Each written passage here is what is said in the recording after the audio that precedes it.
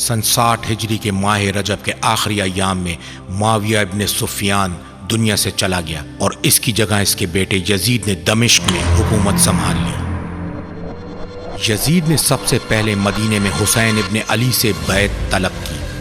حسین ابن علی نے بیعت کی درخواست کو رد کر دیا اور پیغمبر اکرم صلی اللہ علیہ وآلہ وسلم کی قبر مبارک کی زیارت کے لیے چلے گئے۔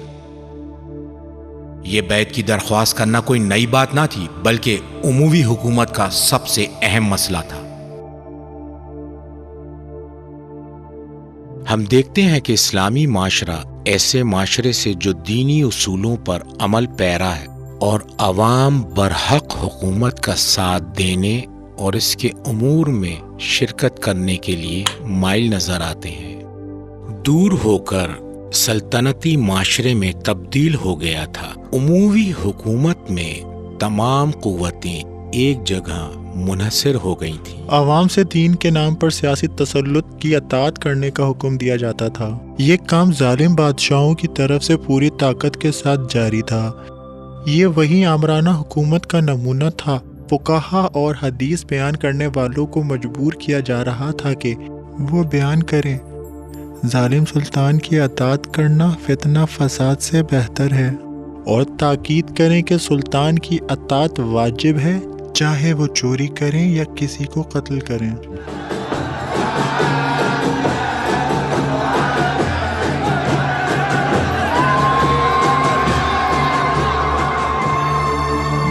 وہ روح جو نبی کریم صلی اللہ علیہ وآلہ وسلم نے اپنی امت میں پھونکی تھی، آہستہ آہستہ اس میں سستی اور کمزوری آ گئی تھی اور اب وہ ظاہر ہو رہی تھی۔ نبی کریم کی رحلت کو ابھی 10 سال سے کم عرصہ ہوا تھا کہ دنیا پرستی، مال و مقام، دوستی ایک لا علاج موذی بیماری کے طور پر قوم کے سرداروں میں سرایت کر گیا تھا، اور آہستہ آہستہ عوام میں بھی یہ بیماری جڑ پکڑنے لگی۔ سست اور لاپرواہ لوگ اسلامی و دینی انادین کے ساتھ، جیسے فلاں صحابی کا بیٹا، فلاں یار، پیغمبر کا بیٹا، پیغمبر کے رشتہ داروں کی اولاد، اہم سیاسی و سماجی عہدوں پر فائز ہو گئے اور غیر مناسب و ناشائستہ افعال و کردار کا باعث بننے لگے۔ آج رسول خدا صلی اللہ علیہ وآلہ وسلم کے توسط سے اسلامی تہذیب کی بنیادوں کو رکھے ہوئے ابھی 60 سال کا عرصہ گزرا ہے، اور مسلمان امت کا اپنے اصلی راستے یعنی دین اسلام سے انحراف اس قدر زیادہ ہو چکا ہے کہ جہاں سارے اسلام اور دینی معرف کے خاتمے کے آثار نظر آ رہے ہیں۔ ان حالات میں ہمارا فریضہ کیا ہے؟ اس قسم کی صورتحال میں کیا کرنا چاہیے؟ دوسری بات جس سے معلوم ہوتا ہے کہ مسلمان معاشرہ ظالم اور ستمکار معاشرہ بن چکا تھا، یہ ہے کہ ایک عام شخص کا کل ہم و غم صرف یہی تھا کہ روزمرہ زندگی کو کیسے گزارا جائے۔ مدینہ کے لوگ معاویہ اور یزید کے ذریعے فاسد ہو چکے تھے، اور یہ کام انہوں نے 2 طرح سے کیا تھا: لوگوں میں بہت زیادہ مال و دولت لٹانے سے اور گانا بجانے والوں کی حمایت کرنے سے۔ فتح ہونے والے علاقوں میں یہ کام مسلمان فوج کے ذریعے انجام پاتا تھا۔ گانے والی عورتیں اور مردوں کو مدینہ جانے کی ترغیب دلاتے تھے۔ بالذهاب إلى المدينة۔ اسی طرح ہم دیکھتے ہیں کہ یہ تبدیلی جاہلیت کی بہت سی اقدار کو دوبارہ زندہ کرنے سے آ رہی تھی۔ اگر ہم تاریخ کے اس حصے کا مطالعہ کریں تو معلوم ہوگا کہ امویوں نے بےہودگی اور فحاشی کے اڈے کھولنے کے اجازت نامے جاری کیے تاکہ لوگ سیاسی مسائل میں اور ان کی زندگی میں بالکل بھی مداخلت نہ کریں۔ امام کو دارالامارہ بلانے کے بعد مدینے کا حاکم امام علیہ السلام سے بیعت لینے میں ناکام رہا۔ حاکم سے واپسی پر امام حسین علیہ السلام جد بزرگوار رسول خدا صلی اللہ علیہ وآلہ وسلم کی قبر مبارک کی زیارت کے لیے چلے گئے اور ساری رات راز و نیاز کرتے رہے۔ گویا ان مشکل ترین حالات میں کسی کے پاس اتنی ہمت اور ظرفیت نہ تھی کہ وہ امام علیہ السلام کے ساتھ دل کی باتیں کر سکیں۔ مدینے کا حاکم امام علیہ السلام کی طرف سے بیعت یزید کے موضوع پر رد عمل کا انتظار کر رہا تھا۔ خیال کرنے لگا کہ حسین ابن علی مدینے سے نکل گئے۔ اسی دور میں جس عنوان سے اسے پکارا جاتا تھا یہی تھا امیر المومنین۔ امیر المومنین کہتے تھے امیر المومنین جو چاہتا ہے کہ مومن کا امیر ہو وہ خود مومن ہے، لہٰذا وہ یزید کو مومن سمجھتے تھے۔ البتہ سب سے بڑا اعتراض یہ تھا کہ یزید امیر المومنین ہونے کے ناطے فیصلہ کر چکا تھا، وہ فیصلہ کر چکا تھا کہ ہر چیز کو ختم کر دے، جبکہ لوگوں کی نظروں سے یہ بات اوجھل تھی۔ یوں نظر آتا ہے کہ اس نے ایک لمحے کے لیے بھی دین اسلام پر عمل نہیں کیا اور کسی چیز پر اعتقاد نہیں رکھتا تھا۔ اس کے دل، عقل، احساس، گفتار، ثقافت و تہذیب میں کہیں بھی اسلامی اقتدار کا نام و نشان نظر نہیں آتا۔ دوسرے لوگوں کے ساتھ باہمی رابطہ اور ان کے ساتھ رویوں کے لین دین سے عاری تھا۔ ان چیزوں کی اس کی زندگی میں کوئی جگہ نہ تھی۔ جبکہ ہم امام حسین علیہ السلام کا مشفقانہ رویہ دیکھتے ہیں، اپنے بھائیوں کے ساتھ، چچا زادوں، اہل بیت کے افراد، حتیٰ ان لوگوں کے ساتھ جو چاہتے تھے کہ امام کو خیر خواہی میں مشورہ دیں، یہ جانتے ہوئے کہ امام برحق ہیں۔ اس سے پہلے کہ امام حسین علیہ السلام بیعت کا انکار کریں، خاندان اموی نے آپ کے قتل کی سازش کو تیار کر لیا تھا۔ معاویہ نے اپنی موت سے پہلے یزید کی ولایت عہدی کے موضوع کو عام کر دیا تھا، اس کے لیے راہ ہموار کر دی تھی۔ یزید کی نااہل اور غیر مناسب شخصیت کو دیکھتے ہوئے امام حسین ابن علی علیہ السلام جیسے شخص کی مخالفت اور یزید جیسے شخص کی بیعت نہ کرنا ایک مسلمہ امر تھا۔ امویوں کے لیے ضروری تھا کہ وہ پہلے سے کوئی چارہ کرتے تاکہ مسند ریاست کو اپنے ہاتھ سے نہ جانے۔ امام حسین علیہ السلام کو قتل کرنے پر اس قدر اصرار کیوں تھا؟ اس لیے کہ ان کے خیال میں اگر امام حسین علیہ السلام زندہ رہ جاتے تو یزید سیاسی طور پر مستحکم نہیں ہو سکتا تھا۔ امام حسین علیہ السلام ایسی تحریک کی قیادت کر رہے تھے جو اموی حکومت کی طرف سے شروع ہونے والی سیاست کی مخالفت اور اس پر تنقید کرنے والی تھی۔ اسی طرح امام حسین علیہ السلام کی امت کے اندر حیثیت اور ان کا نسب، یہ ساری چیزیں اس بات کا ثبوت تھی کہ امام حسین علیہ السلام جانشینی کے لیے مناسب ترین شخصیت تھے۔ صرف حکومت اور قدرت کی سطح پر جانشینی نہیں بلکہ تمام تر اقدار کی سطح پر بھی جانشینی کے لیے مناسب تھے۔ حضرت امام حسین علیہ السلام سے مدینہ میں مروان ابن حکم کے ذریعے سوال کیے گئے کہ آپ کیوں یزید کی بیعت نہیں کر رہے، آپ کیوں فساد برپا کرنا چاہتے ہیں؟ حضرت نے مروان سے فرمایا، میں دیکھ رہا ہوں کہ دور جاہلیت کے آثار و اقدار واپس آ رہے ہیں، اس لیے میں ان کا مقابلہ کروں گا۔ فرماتے ہیں انا للہ و انا الیہ راجعون وعلی الاسلام السلام۔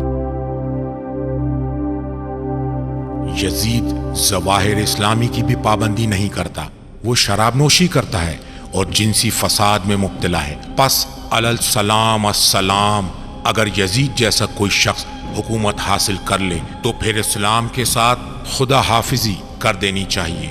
امام علیہ السلام جو چاہتے ہیں کہ اسلام اپنے اصل راستے پر رہے، اور وہ لوگ جو خوش بختی کے بارے میں فکر مند ہیں وہ نہیں چاہتے تھے کہ دین مٹ جائے اور دور جاہلیت کی اقدار پھر سے زندہ ہو جائیں۔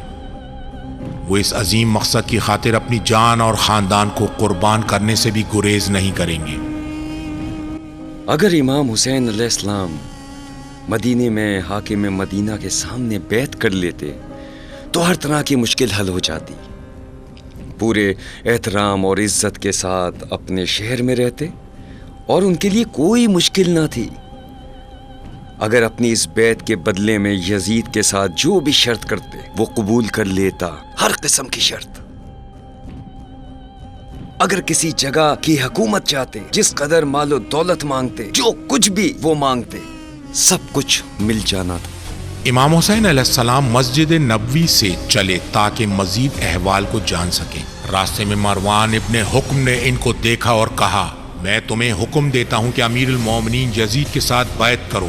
امام علیہ السلام نے اس کی بات کا محکم انداز میں انکار کیا۔ مروان دارالعمارہ چلا گیا اور ولید کو یہ واقعہ بیان کیا۔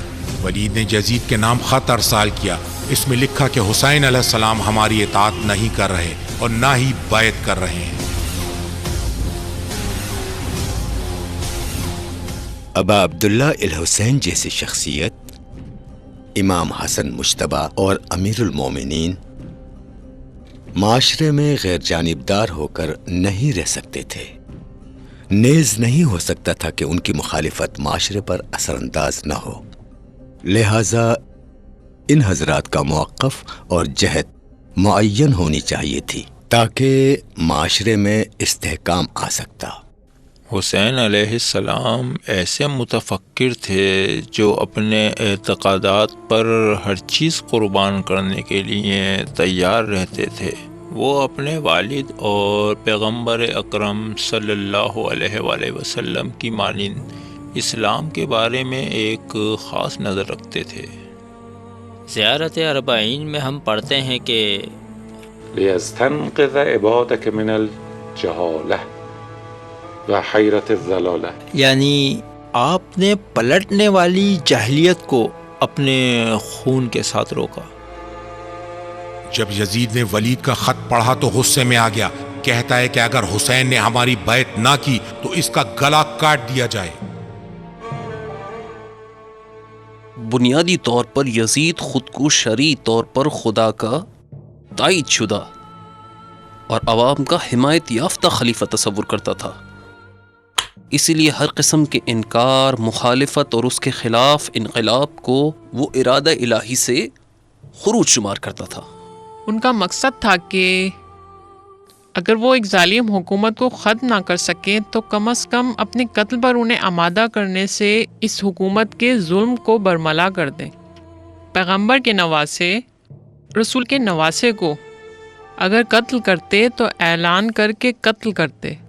جو رسول کے نواسے کو قتل کرے کس طرح دعویٰ کر سکتا ہے کہ وہ خلیفہ اور اسلام و مسلمین کا رہبر ہے؟ حالات ایسے ہو گئے تھے کہ لوگوں کی نظر میں امام حسین علیہ السلام کا یزید کی بیعت سے انکار دین سے نکل جانے کے مترادف تھا۔ یہ مسموم فضا درباری علماء اور ایسے بزرگان کی مرہون منت تھی جو دنیا کے فریفتہ ہو چکے تھے اور مقام و منصب کے سامنے تسلیم ہو گئے تھے۔ وہ نیز اپنے حکمرانوں کی مرضی کے بغیر بات بھی نہیں کرتے تھے۔ ناروا اور گمراہ کن اعتقادات غاصب خلیفہ کے لیے بہت اچھا ہتھیار تھا۔ یزید نے امام حسین کو قتل کرنے کے لیے مامورین کو بھیجا تاکہ وہ حسین کو قتل کریں، لیکن چھپ کر۔ امام مدینے سے مکے چلے گئے، مدینے میں امام کا محاصرہ نہیں کر سکتے تھے۔ سوال یہ ہے کہ یزید کیوں امام کو چھپ کر قتل کرنا چاہتا تھا؟ اس کی وجہ یہ ہے کہ مدینے میں امام حسین کا تقدس اس قدر زیادہ تھا کہ اگر وہ مدینے میں اپنے خلاف آگ بھڑکاتا تو تمام لوگ جاگ جاتے۔ یزید اس بات کو ضروری سمجھتا تھا کہ اپنے راستے سے ساری رکاوٹوں اور تمام افراد کو ہٹا دے۔ وہ خدائی احکام اور دین کی مقدس شریعت سے دور ہو گیا تھا اور اس نے اپنے لیے مخصوص دنیاوی شریعت بنا لی تھی۔ اس کا اصل مقصد حکومت و اقتدار تھا، لہٰذا اس کے لیے وہ ہر چیز کو مباح شمار کرتا تھا۔ حسین علیہ السلام نے ہرگز بیعت نہ کی تھی، لیکن کیا چیز وجہ بنی تھی کہ مسلمان معاشرے کے اکثر سرداروں اور بزرگان نے یزید ابن معاویہ کی بیعت کر لی تھی؟ وہ جگہ سرمایہ کے ڈھیر و خزانوں کی جگہ بن گئی تھی۔ یہ چیز منافع خور طبقات کے پیدا ہونے کا باعث بنی جو سیاسی حکومت کی بقا کے لیے کوشاں ہو گئے۔ وہ لوگ شبہ جزیرہ عرب میں بالخصوص شام میں ایک مضبوط سیاسی اقتدار چاہتے تھے۔ جب یہ شہر مالی وسائل اکٹھے کرنے والے مرکز میں تبدیل ہو گیا، لوگوں میں اکثر لوگ فریب کا شکار ہو سکتے ہیں یا آسانی سے ان کے ساتھ کھیلا جا سکتا ہے۔ اس صورت میں ذمہ داری دینی و سماجی شخصیات پر عائد ہوتی ہے۔ اگر وہ امانت دار نہ ہوں اور حقائق کو جھٹلائیں تو ایسے لوگ گمراہ ہوتے ہیں اور گمراہی کا باعث ہوتے ہیں، اور اسی طرح بالعکس ہے۔ کچھ لوگوں نے اسلام کو سیڑھی بنایا تاکہ وہ اپنے دنیاوی مقاصد اور حکومت تک پہنچ سکیں۔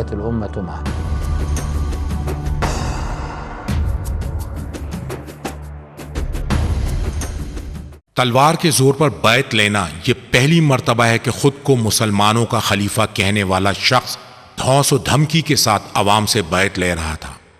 یہ بیعت لینے کا طریقہ رسول خدا صلی اللہ علیہ وآلہ وسلم کی حیات طیبہ میں کس سنت کے مطابق ہے؟ حسین ابن علی ہرگز بھی حکومت کی خواہش نہیں رکھتے تھے. وہ حکومت جو ان کے والد کے یہاں ایک بکری کی چھینک سے بھی کم حیثیت رکھتی تھی. حسین ابن علی دنیا کی رغبت نہ رکھتے تھے، جبکہ دوسری طرف ان کے قاتلین وہ لوگ تھے جو کوششیں کر رہے تھے کہ حسین کے وجود قدسی اور پیغمبرانہ شخصیت کو چھپائیں، اور یہ لوگ دنیا میں گم تھے. اسلامی مفاہیم و معارف کے مطابق کسی کے حوالے سے بھی کوئی سمجھ بوجھ نہ رکھتے تھے. جہالت کی زبان اور قبیلوں کی منطق کے ذریعے اسلام و مسلمین کے ساتھ پیش آتے تھے. انہوں نے اپنی دنیاوی مقاصد اور حکومت تک پہنچنے کی خاطر اسلام کو سیڑھی کے طور پر استعمال کیا، جبکہ حسین ابن علی نے اسلام کو دین زندگی، دین عدالت، دین کرامت، دین عزت اور مسلمانوں کی عظمت کا دین قرار دیا تھا. ودین رفعہ. اسلام میں سب سے پہلی بیعت مکے میں کی گئی، جس میں یثرب کے اوس و خزرج لوگوں نے رسول خدا صلی اللہ علیہ وآلہ وسلم کے ہاتھ پر بیعت کی. شرک نہ کرو، زنا نہ کرنا، اپنی اولاد کو قتل نہ کرو، بہتان نہ لگاؤ، یہ رسول خدا صلی اللہ علیہ وآلہ وسلم کی فرمائشات عقبہ اول کے موقع پر ہیں. اس کے بعد رسول خدا صلی اللہ علیہ وآلہ وسلم کو الہی نمائندے کی حیثیت سے عوامی سطح پر قبول کر لیا گیا. رسول اکرم صلی اللہ علیہ وآلہ وسلم کی تحریک نے شبہ جزیرہ عربی کی معاشرتی بناوٹ اور بنیادوں کو تبدیل کر دیا تھا. خدا سے قرب کے باعث کچھ لوگوں کی عزت و کرامت میں اضافہ ہوا. راہ حق و حقیقت پر ثابت قدمی اور راہ مستقیم پر چلنے سے ان کی قدر میں اضافہ ہوا. کچھ لوگ جو عرب میں رہبر اور قائد تصور کیے جاتے تھے، چونکہ دین و شریعت الہی میں ان کی کوئی حیثیت نہ تھی، لہٰذا معاشرے میں بھی ان کی کوئی حیثیت باقی نہ رہی.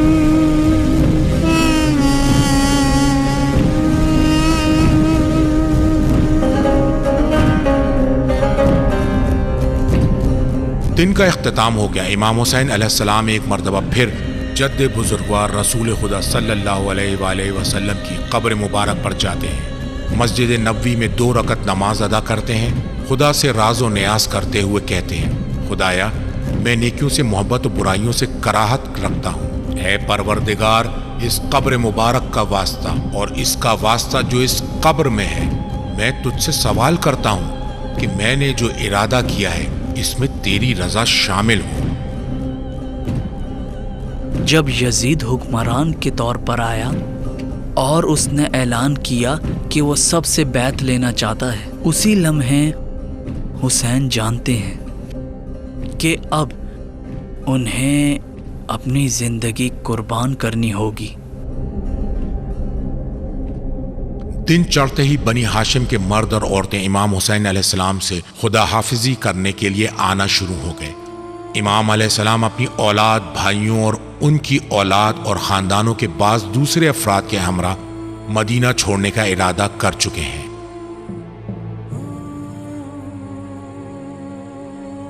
حقیقت میں بعض نے مشورہ دیا کہ یمن چلے جائیں اور جنگل و بیابان میں زندگی گزاریں، لیکن امام فرار نہیں کرنا چاہتے تھے.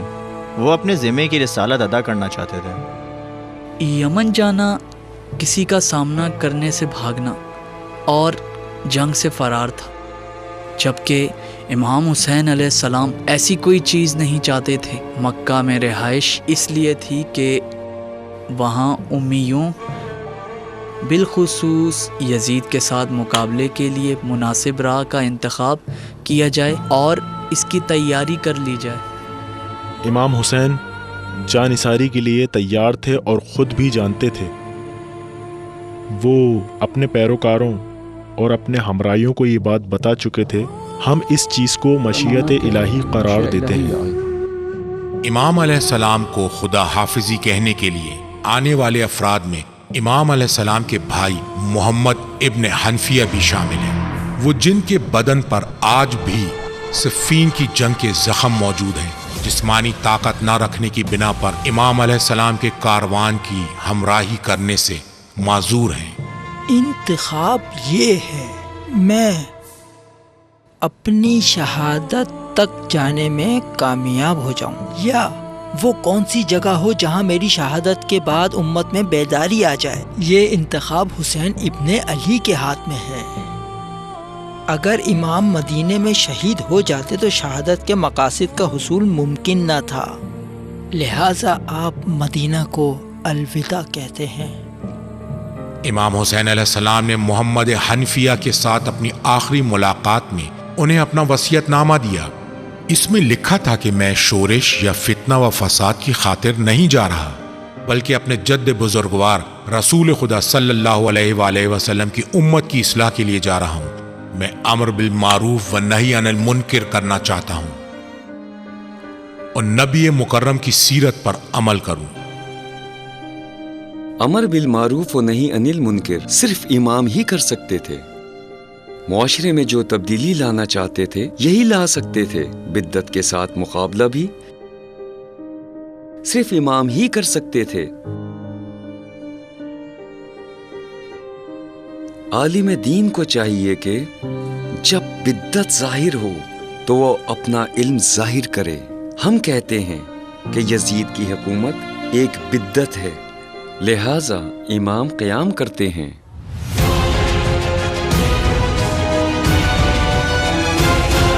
ابا عبداللہ الحسین علیہ السلام نے دیکھا نظام ولایت کہ جسے اولیاء خدا کے ہاتھوں میں ہونا چاہیے، اور وہ ابھی معاشرے میں تشکیل نہیں پایا۔ نیز لوگ نظام ولایت کی دفاع کرنے میں کمزور ہیں۔ مزید برآں یہ مطلق الہی ولایت کے نظام پر یزید جیسے نے قبضہ جما لیا ہے۔ ہم دیکھتے ہیں کہ حسین ایسے مرحلے پہ پہنچ گئے تھے جہاں انہوں نے فیصلہ کیا کہ اب میرا موقع ہے اور اب جنگ ہو کر رہے گی۔ ان سب باتوں کے باوجود یہ کہا جا سکتا ہے کہ سب کے لیے یہ بات سمجھنے کا امکان موجود تھا، جیسے کہ شیعہ اصطلاح میں ہے ہر دن عاشور اور ہر زمیں کربلا ہے۔ ہمیں اس مسئلے کو ساری انسانیت کے لیے بیان کرنا چاہیے تاکہ امام پر جو ظلم ہوا اسے جان سکے۔ امام حسین علیہ السلام اپنی اولاد، بھائیوں، ان کی اولاد اور خاندانوں کے بعض دوسرے افراد کے ہمراہ مدینہ چھوڑ کر چلے۔ اس وقت امام علیہ السلام اس آیت کا ورد کر رہے تھے۔ فخرج منها خائفا يترقب قال رب نجني من القوم الظالمين۔ حضرت موسیٰ جب ڈرے ہوئے اور پریشان حالت میں شہر سے نکل رہے تھے تو کہا خدایا مجھے قوم ظالمین سے نجات عنایت فرما۔ مزید دینی اور تاریخی ویڈیوز دیکھنے کے لیے ابھی ہمارے چینل عزادار حسین کو سبسکرائب کریں اور بیل آئیکن پر کلک کرنا نہ بھولیں۔